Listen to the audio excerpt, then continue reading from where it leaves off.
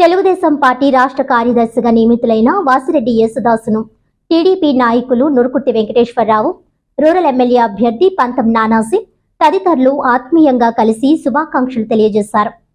అనంతరం నిర్వహించిన మీడియా సమావేశంలో వాసిరెడ్డి యేసుదాస్ మాట్లాడుతూ తెలుగువారి ఆత్మగౌరవం కోసం ఏర్పాటు చేసిన పార్టీ తెలుగుదేశం పార్టీ అని, నందమూరి తారక రామారావు స్థాపించిన టీడీపీ పార్టీ పాలనలో అనేక కొత్త ఆవిష్కరణలకు, బడుగు బలహీన వర్గాలకు ఎంతో ఉపయోగపడే పథకాలు అందించి ప్రజల గుండెల్లో టీడీపీ సుస్థిర స్థానాన్ని సంపాదించిందని అన్నారు. తెలుగుదేశం పార్టీ రాష్ట్ర కార్యదర్శిగా నియమించినందుకు నారా చంద్రబాబు నాయుడికి పార్టీ పదవి వచ్చేలా సహాయ సహకారాలు అందించిన ఉమ్మడి తూర్పుగోదావరి జిల్లా టీడీపీ నాయకులకు ప్రత్యేక ధన్యవాదాలు తెలియజేశారు. రూరల్ నియోజకవర్గంలో కూటమి అభ్యర్థి పంతం నానాజీ గెలుపుకు నాయకులు, కార్యకర్తలు కృషి చేసి ఎన్నికల్లో విజయం సాధించేలా కృషి చేస్తామని అన్నారు. అనంతరం పంతం నానాజీ మాట్లాడుతూ రూరల్ నియోజకవర్గంలో స్థానిక శాసనసభ్యులు ఎన్నికైన సమయం నుండి ఇప్పటి వరకు కొన్ని గ్రామాలకు వెళ్లలేదని, తాము ఇంటింటికి ప్రజా సమస్యల కోసం తిరుగుతున్న సమయంలో స్థానిక ప్రజలు వారి వద్ద ఆవేదన వెలిబుచ్చారు.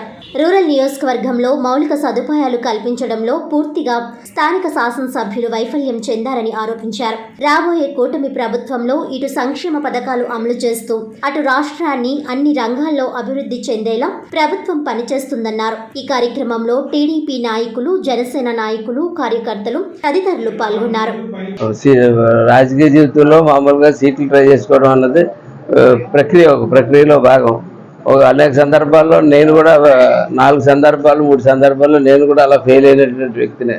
3-4 సార్లు ఫెయిల్ అయ్యి ఒకసారి పాస్ అవుతారు అంటారు కదా, అలాగే ఇవాళ పాస్ అయ్యి వచ్చాను. కాబట్టి ఇవాళ నాకు ఎవరైతే ఎలక్షన్ చేస్తూ ఉన్నారో వాళ్ళందరికీ కూడా ధన్యవాదాలు తెలియజేస్తూ ఉన్నాను. ముఖ్యంగా వీరందరి యొక్క సలహా తీసుకుని జాతీయంగా కానీ చంద్రబాబు నాయుడు గారు ఉన్నారు, మామూలుగా పవన్ కళ్యాణ్ గారు ఉన్నారు మేనిఫెస్టోలు తయారు చేయడానికి. కానీ నాకు వీరందరి సహకారంతో లోకల్ మేనిఫెస్టో ఒకటి తయారు చేద్దామన్నట్టు ఒక ఆలోచన ఉంది.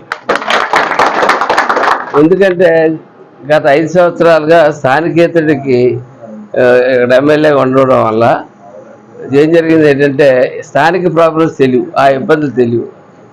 కొన్ని సందర్భాల్లో అయితే చాలా ఆశ్చర్యకరమైన నష్టం అయింది. మొన్న అక్కడ 2-3 గ్రామాల్లో జరిగింది ఇది. స్థానిక సంస్థల విషయంలో ఒత్తిడిలోకి అనంతలక్ష్మి గారిని వాళ్ళు ఏదో తిడతా ఉంటే అనంతలక్ష్మి గారు అమ్మా నేను కాదు కదా ఎమ్మెల్యే, ఇప్పుడు ఎమ్మెల్యే వేరే ఉన్నారు కదా అంటే, మాకు తెలిసి ఇంకా మీరే ఎమ్మెల్యే అనుకుంటున్నా ఉన్నారు అంటే ఈ 10 సంవత్సరాల నుంచి ఆవిడే ఎమ్మెల్యే అనుకుంటున్నారు. అంటే దాని అర్థం ఏంటంటే తేలిందంటే చివరికి ఈ 10 సంవత్సరాలు ఆ ఊరు తను వెళ్ళలేదంట.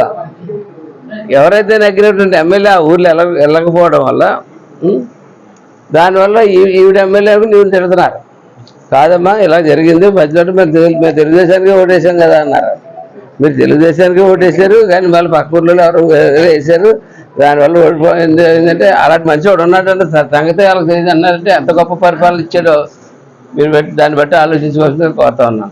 జరిగి పార్టీ న్యాయం చేసిన పార్టీ తెలుగుదేశం పార్టీ అని చెప్పి గంటాపదంగా చెప్పగలను, ఎప్పుడైనా కూర్చొని చెప్పగలదని చెప్పి సందర్భంగా తెలియజేస్తా ఉన్నాం.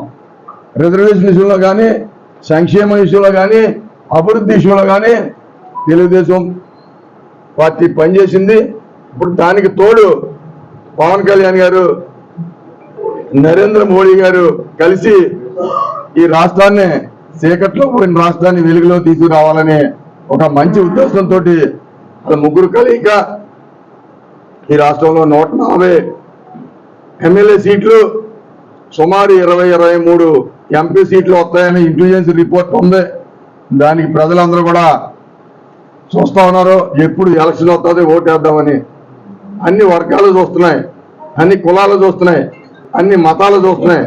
ఎందుకోసం అంటే అందరినీ మోసం చేశాడు, ఉద్యోగస్తులను మోసం చేశాడు, అదేవిధంగా యువకులను మోసం చేశాడు. డిఎస్సి అన్నాడు, ఇంకోటి అన్నాడు, మద్యపాన నిషేధం అన్నాడు. ఏది నెరవేర్చని ప్రభుత్వం వైసీపీ ప్రభుత్వం కనుక తప్పకుండా రాబోయే కాలంలో బుద్ధి చెప్పాలని నేను పిలుపునిస్తున్నాను. ఆంధ్ర రాష్ట్ర కాపు సంఘం తరఫున కూడా ఇస్తున్నాను. అదేవిధంగా రాష్ట్ర కార్యనిర్వాహక కార్యదర్శిగా కూడా నేను పిలుపునిస్తున్నాను. మ్యాక్సిమం 50 నుంచి 60 నియోజకవర్గాలు తిరిగి పనిచేస్తానని చెప్పి ఈ ప్రెస్ మీట్ ద్వారాగా మీకు తెలియజేస్తానని చెప్పి సందర్భంగా తెలియజేస్తాను.